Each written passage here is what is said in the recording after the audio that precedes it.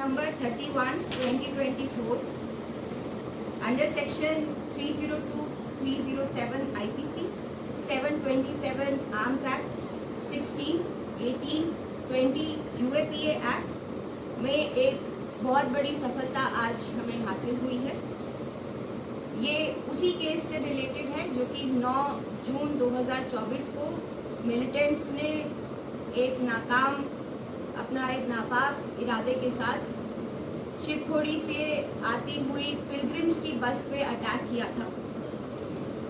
इसमें एक आतंकवादी सहयोगी जिसका नाम हाकम दीन मक्खन के बेटे उम्र 45 साल बंदराही के रहने वाले जो कि जिला राजौरी में पड़ता है, उनको जम्मू कश्मीर पुलिस ने डिस्ट्रिक्ट रियासी में गिरफ्तार किया है।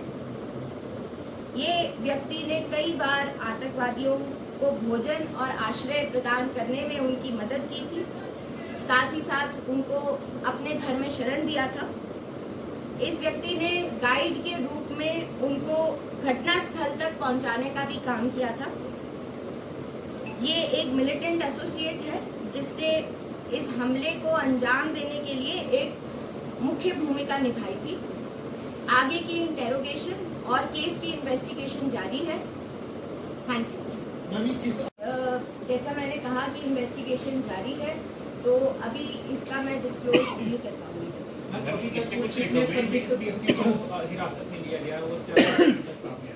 कुल जिले में कम से कम 150 बंदे संदिग्ध जो कि इस केस से रिलेटेड हमारे को इंफॉर्मेशन बेसिस पे मिलते रहे या टेक्निकल एविडेंस पे मिलते रहे, उनको हम लगातार अरेस्ट करते हैं। हमले में शामिल इस आतंकी को कहां से गिरफ्तार किया? इसको हमने बंदराही एक जगह है राजौरी डिस्ट्रिक्ट के अंदर, वहां से इसको गिरफ्तार किया। जो मैं वहां पे घटनास्थल सिंस मैं उस दिन रियासी में ही थी और मुझे पहुंचने में उस एरिया में 1.5 घंटा लगा।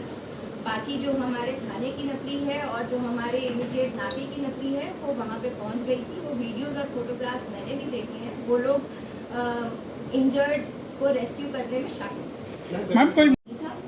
यात्राएं जो है आप देख रहे हैं कि यात्राओं का दौर जो है वो जम्मू कश्मीर में शुरू हो चुका है। छोटी बड़ी यात्राएं जो है वो लगातार चलती जा रही हैं।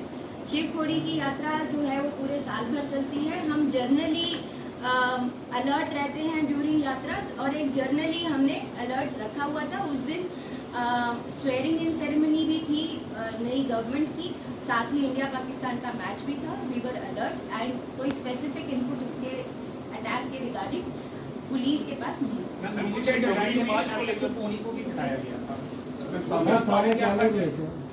देखिए, उसमें मैं किसी की जिम्मेदारी की वजह से या किसी की चूक की वजह से उनको नहीं हटाया गया था। वहाँ पे एक मुझे ऐसे एसएचओ की ज़रूरत थी जो पहले भी वहाँ पे रह चुके हैं, जिनको एरिया की फेमिलियराइजेशन है, जिनको लोगों के साथ जो उनके पुराने सोर्सेज, जो पुराने उनके एसेट्स हैं, उनको वो अच्छे से उस चीज़ को हैंडल कर सके, उनको कॉन्टैक्ट कर सके। इसीलिए एक पुराने इंस्पेक्टर को लगाया गया एक एसएचओ जो उस टाइम के द देन एसएचओ थे। वो फर्स्ट टाइम कोई थाना संभाल रहे थे और जो ज़रूरत थी मुझे और वो मेरी टीम को, वो यही थी कि कोई ऐसा इंस्पेक्टर एसएचओ लगे जो कि एरिया को पहले से जानता। मैम, कुछ रिकवरी भी हुई है इससे? जो ओजेडब्ल्यू पकड़ा गया, कुछ सामान मिला इससे? कुछ जो कनेक्शन बिल्ड करता हो कि पाकिस्तान से है या किस तरह का कुछ कनेक्शन था इसका? इसके पास से एज सच कोई, अगर आप वेपन्स या उस चीज़ की बात कर रहे हैं, तो एज सच इसके पास से कोई वेपन्स या कोई मटेरियल रिकवर नहीं हुआ है। बट 6,000 रुपीज़ जो कि वो मिलिटेंट्स इसको देके गए हैं, वो इसके पास से रिकवरी की गई।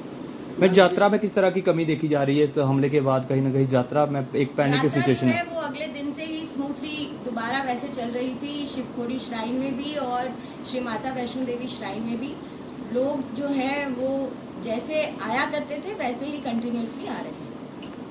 बहुत से लोगों में डर है शिवखोड़ी को लेकर, जहाँ यात्रा वैष्णो देवी की यात्रा करे तो कहीं को डर है, उनको क्या संदेश देंगे? उनको मैं यही संदेश देना चाहूँगी कि डिस्ट्रिक्ट पुलिस रियासी एकदम मुस्तैद है। शिवखोड़ी श्राइन पे, उसके आसपास के इलाकों पे हम लोगों ने अपनी मैन पावर रिसोर्सेज काफ़ी ज़्यादा बढ़ा दिए हैं और वो श्राइन को कोई खतरा नहीं है। लोग आए और जैसे आप यात्रा को हमेशा से करते आए हैं अपनी श्रद्धापूर्वक वैसे ही आगे भी करते हैं। Are the same terrorists who were responsible for attack on Air Force convoy? These 3 terrorists? It will be track किया है और वहाँ पे उन्होंने जब भी सिक्योरिटी की बात हुई है तो उन्होंने अपनी सेटिस्फेक्शन ही दिखाई है कि वहाँ की डिस्ट्रिक्ट पुलिस हो चाहे वहाँ की सीआरपीएफ हो वो सब उनको पता है कि मुस्तैदी से लगी रहती है on the track and in the vicinity of the track. अब बढ़ाई जाएगी सुरक्षा की नाके बढ़ाए जाएंगे।